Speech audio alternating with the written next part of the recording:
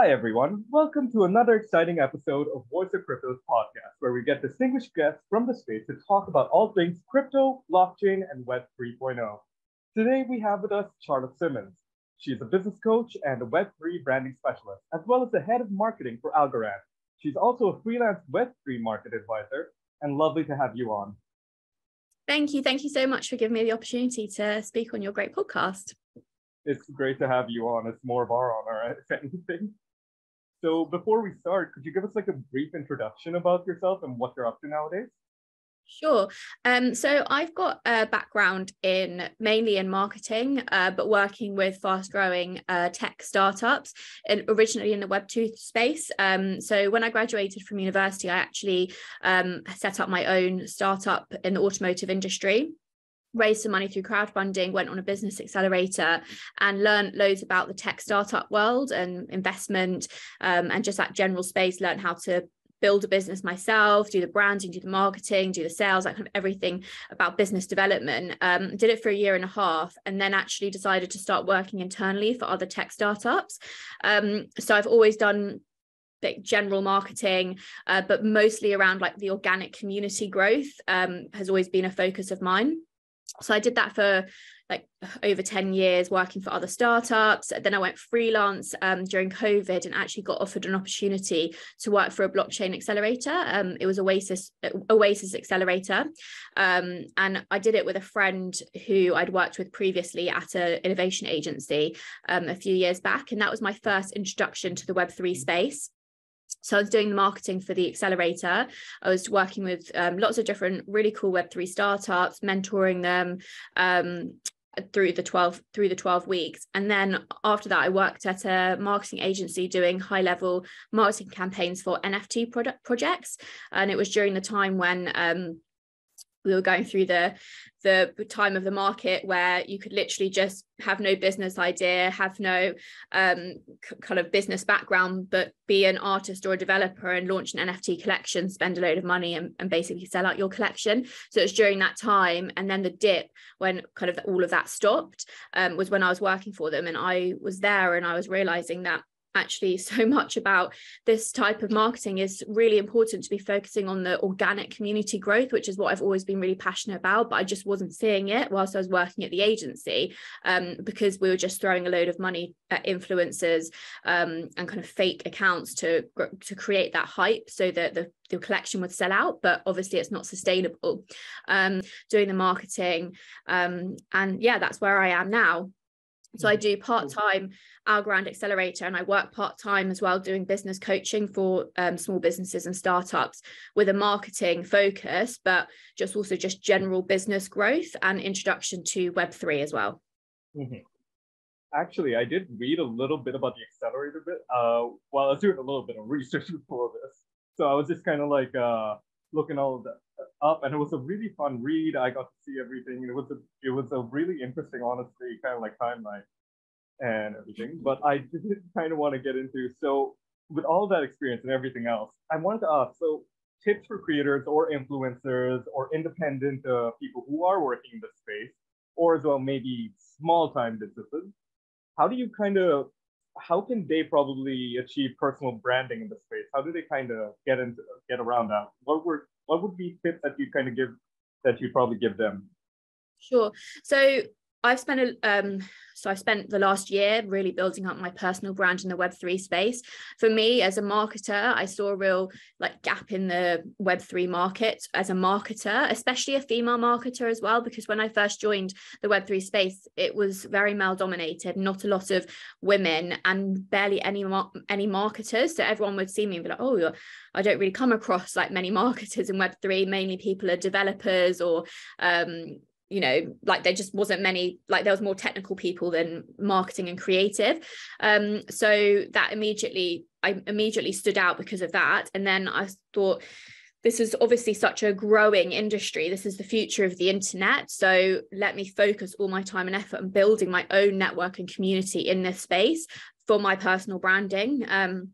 So I did that by following like all the key people on LinkedIn who I saw were talking about Web3. So by following them, connecting with them, I was also learning from them. All of the education that I've had about Web3 was completely self-taught through learning from other people. I never read a book about blockchain or NFTs. I never like did a course or anything. I literally just learned from everybody else as it was happening on the ground. And so that's really helped me build up my own personal branding, because once I was learning off other people, I was then writing my own content, carving out a niche for myself in the industry, and just building my own like really good network. And so it got to a point where I would say write a LinkedIn post, and I would tell my network, okay, if you're wanting to learn about the Web3 space, here's who you should be following, and tag all of the people who I thought were really relevant in the space. And then they would start doing the same for me. And then I got added to content like LinkedIn content creators groups on Telegram and WhatsApp, and every time someone posted a post, we would all the community in that group would all repost it or comment and like it, so that we would help each other get the engagement. And then naturally my own following grew, and I was part of those communities. I was also part of a women in blockchain community that are based in London, well, actually based like globally now, which is run by a lady called Lavinia. She's amazing. Like she's trying to get trying to onboard loads of women into the space, and she's been like really supportive. So just building that network over time has helped me naturally grow my personal brand in the space. Community is a really big thing in Web3 from whatever I've seen. And what I want to ask actually from what you just mentioned now, since Web3 is kind of almost so new, is there like a lot of niches that can be taken advantage of? And probably the next question I have after that, if I could ask that too, is Web3 also kind of a restart to kind of have like a proper term of equality, kind of like to have like something where everybody can kind of fight for like their own way, kind of like it's kind of like a restart button or like a reset button, kind of just like everybody having like a proper voice. Do you think that too? 100%. So I think, like you mentioned before, Web3 is so much about community. And so that's why I love it so much. When I joined this Web3 space, I was like, oh, these are my people. Like they're all community focused people. They all are about the organic growth and the collaboration and co-creation. That's what this whole Web3 like philosophy and mindset is about. So when I connected with people, I was like, these really are my people. And there's kind of groups for everything within the space. You find your people. And I think that it is possible for you to carve out your own niche in the space because we're so early. And that's why I want to help marketers especially like enter the space, because it's possible to start from scratch, like have your voice, but have a real niche so early. For instance, I'm focusing on personal branding in Web3 and wanting to help founders or small business owners in the Web3 space, or employees who work at larger corporations, for instance, like a recruitment firm, helping the Web3 recruitment companies' employees find their own personal branding in the Web3 space, because personal branding is so key to so many different businesses, and especially in Web3 when it comes to transparency and the human side of the business, especially because there's so many scams and fraud that's happened in the space, and people are that bit more wary of it. Having a strong personal brand is so key. So for me, I was like, okay, well, Web3, I can start from scratch with the SEO. If I'm writing loads of content on personal branding Web3, I'm going to come up higher on Google because not many people are talking about that. So if you've got a particular vertical in any like industry and you're wanting to move it into Web3 and you're writing a lot of content, you're going to naturally come up higher on Google because not many people are talking about that subject. And then just creating your own communities in the space and finding your people. What I've also noticed, I don't know if this will change, it probably will over time, but people aren't competitive. The people that I've come across are very much like, we can't have all the clients, so let's help each other get business, rather than, oh, these are my clients, don't go near them, and kind of keeping everything a bit shady. People are very open to that collaboration and partnership. It's very key in this space. Because like from whenever I like open up the Web3 or whenever I go through everything or something like that, there's always like collaborations everywhere to see. So now to also ask is like, true social media, like where you have to interact with maybe creators or something like that, is LinkedIn usually a good place to start off with? Like you mentioned that you started off from there. Or are there any other social media that you could actually do that? Is Twitter an option as well, or is LinkedIn always the better option there? So I think it depends on the business. Again, like with any business that you're setting up, it's where your target market are. Web3 is very much on Twitter, especially for like NFT collections, artists. So it depends on the type of like person you're wanting to connect with. LinkedIn is the more professional side of Web3, and I get a lot of, like, for me, I find it for educational purposes, like I learn the most through LinkedIn when I'm wanting to learn about Web3. You do get a lot of people kind of posting about the same things, but if you're following the right people, it's so great for education. Twitter is a lot more like community focused, like kind of praising each other and showing off, like say if you've got an NFT collection, you're doing those partnerships and collaborations and kind of bigging each other up and being part of that community. You find that on Twitter. And also there's the Twitter spaces, which are key as well. So people, you know, you might have your part of your network on LinkedIn, but you also might then be doing Twitter spaces. So like I think it's about having both, like both are important just for different reasons. I know that some NFT collections also use Instagram. The only thing with Instagram and Twitter is there are a lot of bot accounts. There's so much that's fake on there. And I know when I was working at the marketing agency, it was very difficult to determine who was the traffic that you were driving, if their community was real or fake, and if that engagement was real or fake, because there's a lot of fakeness like on those platforms, and a lot of that gets driven into Discord as well, which is why so many people like anti-Discord, because so much of it is fake. So I think it's just about being really clever with the platforms that you're using and really true to being organic and authentic on those platforms to create those real communities, because you don't need all these vanity metrics. You don't need to have thousands and thousands of followers. Actually, that's a bit off-putting now. And for me, when I'm looking to join a community, I'm looking to join smaller communities of much more engaged people that I can really learn from, rather than just, you know, joining a community of thousands and thousands where you actually don't have that quality. And in terms of scams, how do you, maybe for someone who's really new into the space, how do you like interpret what is a scam, what isn't a scam? Because like if someone's really new into the space, they're like, oh, like hell, like Web3, this is interesting as hell, I want to get in this. And then they're like, oh wait, it was a scam the whole time. Do you know what? It's really difficult with NFT collections. And I think it is so much about research. Again, it is how you're entering the space, because NFTs is just one part of Web3. And I found that when I was very heavily involved in that space, it was difficult to determine whether this was a situation where people were just buying the NFTs at a low price and then flipping them the next day or 2 days later for a really high profit. And I only really was aware of it because I was so involved in every aspect of it. And I think if you're going into the space, it's just very much about doing a lot of research, connecting with a lot, like especially if you're going to buy your first NFT.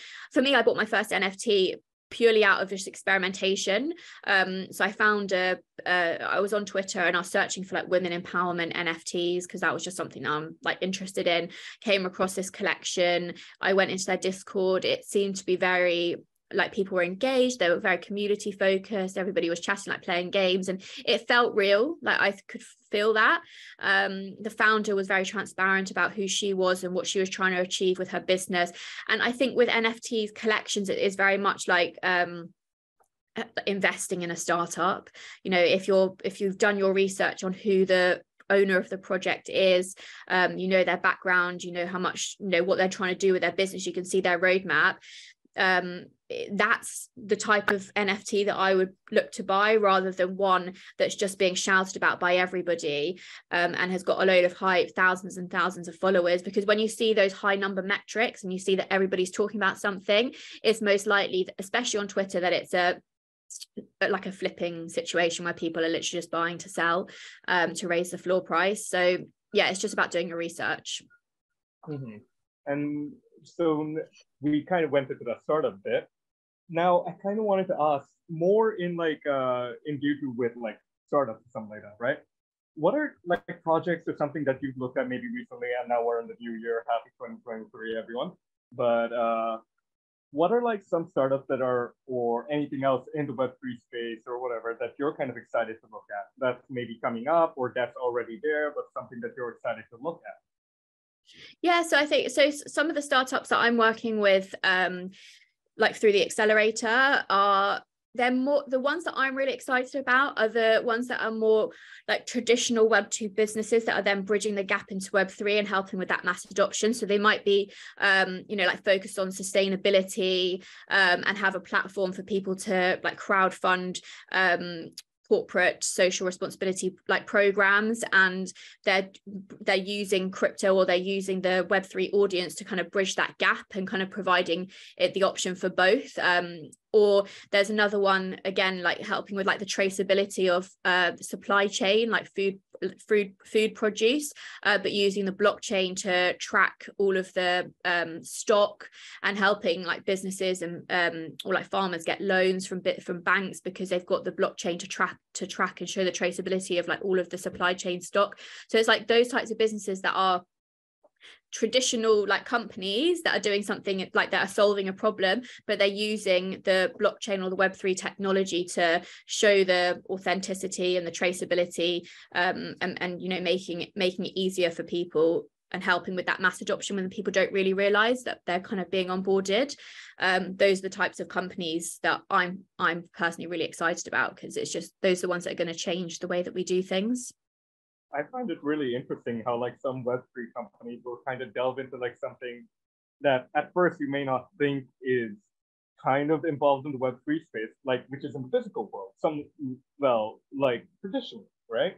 And you wouldn't imagine it kind of being involved. Like you mentioned farmers or something like that. And yeah, like that, like at first you wouldn't think it would make sense, but it kind of perfectly makes sense in how it could be all modernized. And just would you kind of think like this is sort of like a whole new type of industrial revolution, sort of? Yeah, it's literally the new internet. Like I think people don't realize that with Web3 technology, this is literally it's the future of the internet. It's like evolving. So companies in every industry are incorporating this technology for us that we don't even realize. So even like Starbucks, how they're onboarding like masses of people through their NFT loyalty points system. It's just their usual, like their card that they've always had, their loyalty card, but they've got it as their NFTs, digital assets, but they're not calling them digital assets. They're not calling them NFTs. They're calling them like digital stars. So people don't realize that they're collecting NFTs, but they are, and they're using the Web3 technology, but they don't know. So over time, so like over the next 3 years, 5 years, everybody will be using this tech, but they just won't realize that they're using it. And that's when we'll have moved into the next like internet. So it's kind of like, I lost my thought for a second there, but like it's honestly kind of like everybody's kind of getting involved more into it, and like nobody realizes it. And what I find kind of interesting in that space is like everyone has no idea what's going on. No, nobody still really understands Web3. I'm talking like maybe the general public. Yeah. So maybe how would you explain it to them? Because a lot of people still don't understand it. They still think it's like some weird type of whole weird thing, like that you need VR goggles or something like that, or you need computer programming, and you don't really need all that much. Everything is becoming so simple, the way that you don't even like really need to focus on programming to fully understand everything. But how would you like? Sorry. So I was gonna say, like with Web3 technology, again, it is the next phase of the internet. So how we had so like the Web 1 was kind of read like and educate. So you might use Google to search for something and just reading that content. Then Web 2 is like when all the social media platforms came about. So you're like reading, you can write back, you're interacting, and you have that like two-way thing. And then with Web 3, it's the reading, the writing, the interaction, but it's also about the ownership and the decentralization. So it's the ownership of your data, like seeing everything is kind of tracked, and you've got like the authentication, because it's all being traced and tracked on the blockchain. So you can see things like with the blockchain, it's basically like a Google spreadsheet. You can add information to it, but it can't be removed. So you could see the whole lifeline of, for instance, a bag. Say you bought a Prada. So Prada have just started documenting their used bags that they're selling, the pre-loved bags on the blockchain. So if I bought a secondhand Prada bag, I'd be able to see the history of that bag and know that it is a real Prada bag rather than a fake one that someone, like a counterfeit product. So yeah, it's about ownership of your data as well. So I remember when I was working at the Oasis blockchain, there was a company a Web3 company startup that was creating a system where you could have all of, say, like your medical history, medical data in like an was the data of the NFT, and you could sell some of that data to like an insurance company, but you could keep some of it back. So you could actually earn money from the data that you were selling, not someone else was selling. And that's where the decentralization comes in. So yeah, the next phase of the internet is very much about security, data ownership, decentralization, and creating as well. Now, another question that kind of deviates from this is like, how important do you think are regulations in Web3 and crypto? Is it like almost too free? Is it like too free of a space, or do you think like maybe it's okay as it is, or do you think like it needs like some type of imposed restrictions built into it in a way? So I've had this question like asked quite a few times on like in different places, and I think when it comes to regulation, because I've actually met with quite a few like crypto lawyers at different like networking events that I've been at, and because there is so little regulation, because it is so early, but it is the same as what it was like with like the Web2 internet when all the social media platforms came about. Regulation will happen naturally as and when things happen, and I do think it's quite difficult to kind of preempt what could happen and kind of put regulations around it. So it will just evolve like as and when things happen. Because I was even watching a program on Netflix a few months ago about the guy who set up that revenge porn website, and there was no regulations around him. I don't know if you saw it, but he created this like whole website and was ruining people's lives of people uploading revenge porn onto this website, and there was no regulation around it at all. It was like the early stages of like social media, like the social media time, and obviously regulations got put in like after that situation had happened. And I think that's going to happen a lot with Web3.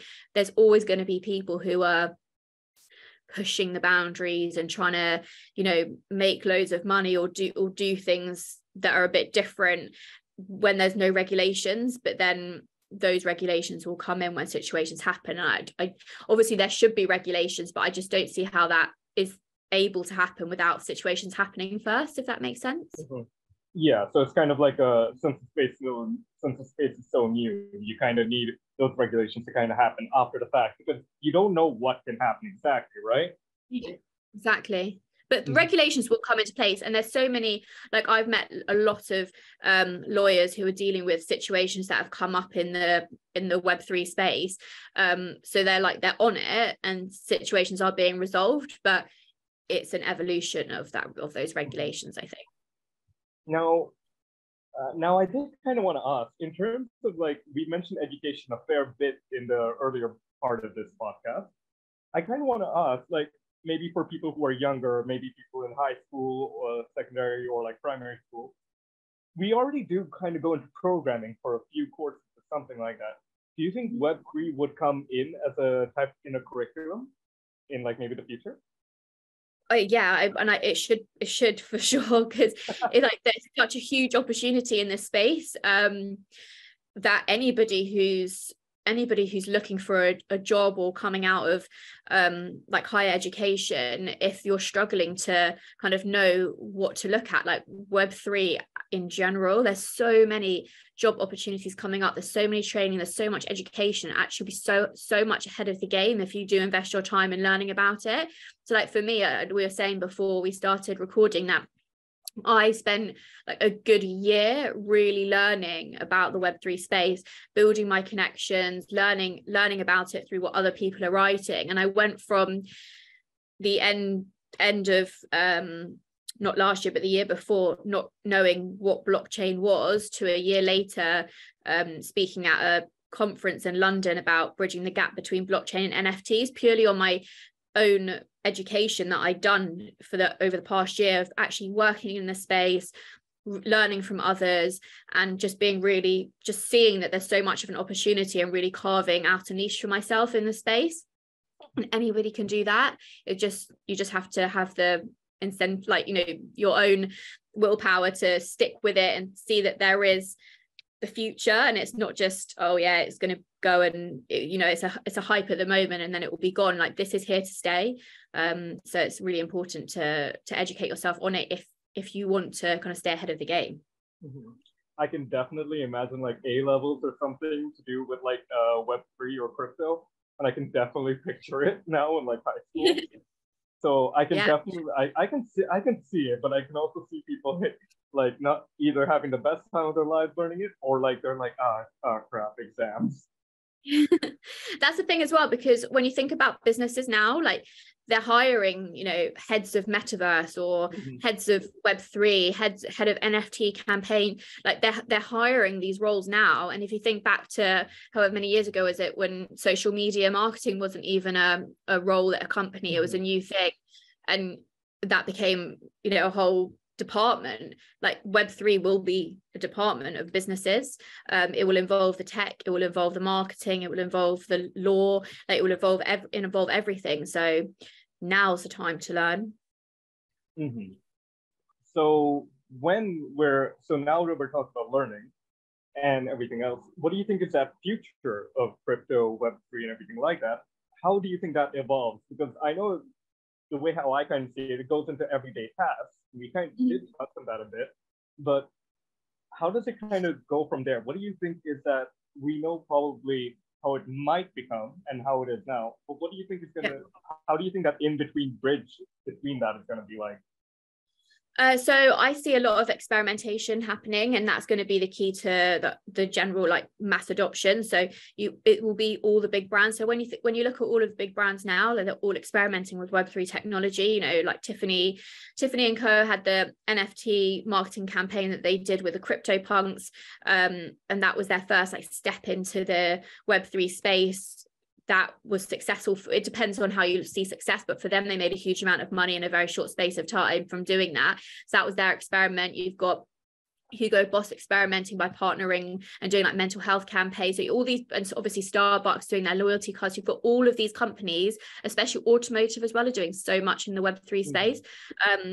So all of these companies that are experimenting and testing things out are paving the way for other companies to then do the same. And so there'll be, you know, some failures, some big wins, and they'll onboard people into the space. And then when it starts becoming the norm, obviously more businesses will start experimenting and trying things out and seeing what's worked and using those techniques rather than what hasn't worked. And eventually it will just become a natural part of like just every day. Businesses will be using blockchain technology, and it will just become, this is just the next software or the next way of this new tech.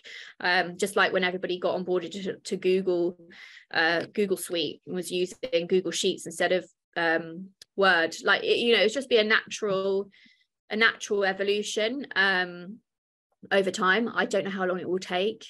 When I think about some of my friends who literally don't have a clue about anything that I'm talking about, I'm like, it will take them probably 10 years to be using this technology, but like it will be a natural evolution and we won't even realize it's happening. The average person won't realize it's happening.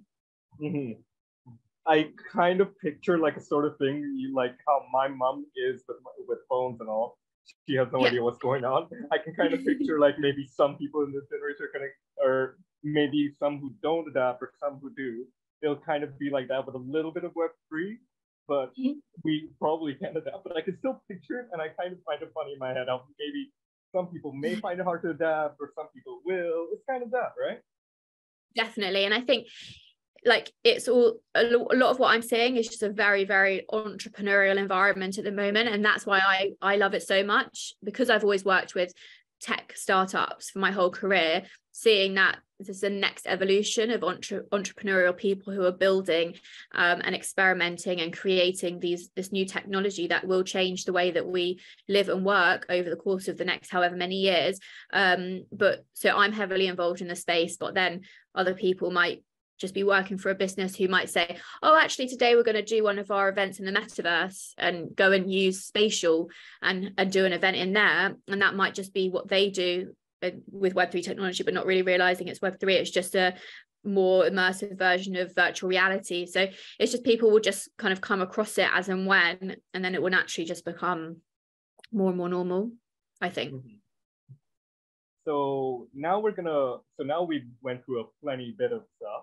Now I kind of want to almost end like this interview with some rapid fire questions. All right. Okay. So it'll kind of go like this or that, or yes or no, or like some stuff like that, right? So it'll just be kind of like a fun game to wrap up the interview, kind of just have some fun with it, right? Sure. First thing that comes in your head. All right. First one, fiat or crypto? Fiat. All right. Second, NFT or Metaverse? Oh God, these are hard. NFT. I didn't say they'd be easy. I did say that they would be fun. Third one, Bitcoin or Ethereum? Ethereum. So are NFTs worth investing? NFTs worth investing, did you say? Yep. Yes or no? Yes. Should crypto be taxed? Should it be what? Should crypto be taxed? I don't understand your question. Sorry. Can you hear me now? Oh yeah, I just didn't understand. Okay. Should crypto in general be taxed? What do you mean taxed? Taxed. Oh, tax. Sorry. Ask me the question again, then I'll answer it properly. I have a little bit of a list, so sometimes it No, I just couldn't hear. Ask me it again, and then I'll answer it quickly. Should crypto be taxed? Yes. Sports or music concerts on the metaverse? Pick any one. Music. Is metaverse a disruptive innovation? Yes. Should the education industry flock to the metaverse? Yes. And that's kind of all the rapid fire questions we got. I didn't do very well with that. Oh, it was grand. We had fun. So it was lovely to have you on today, and it was an amazing talk. I definitely learned a lot. I definitely think viewers are going to learn a lot. And before we close off, for a few more things that I just do want to wrap up with. First, any closing thoughts on your end that you want to tell our viewers, or anything else? I just think if you can try it, if you aren't really sure about what Web3 is, and you've got that interest, definitely just try and research as much as you can and learn from the people who are already in the sector, because it is such a community focused space right now, and I hope it will always be that way, but it's such a great opportunity to get in there, learn from others. Everybody is so supportive. They do want to help. Everybody I meet wants to help onboard more people into the space. So if you've got that interest and you're an opportunist or an entrepreneurial type person who can really see that opportunity, it's really the time to do it. And yeah, feel free to connect with me, and then I can tell you who else in the space is good to connect with, who will be able to help. But yeah, it's definitely the right time to start exploring. Well, you heard that, folks. And now a final thing is, now at Voice of Crypto, we kind of have a little bit of a tradition for the podcast.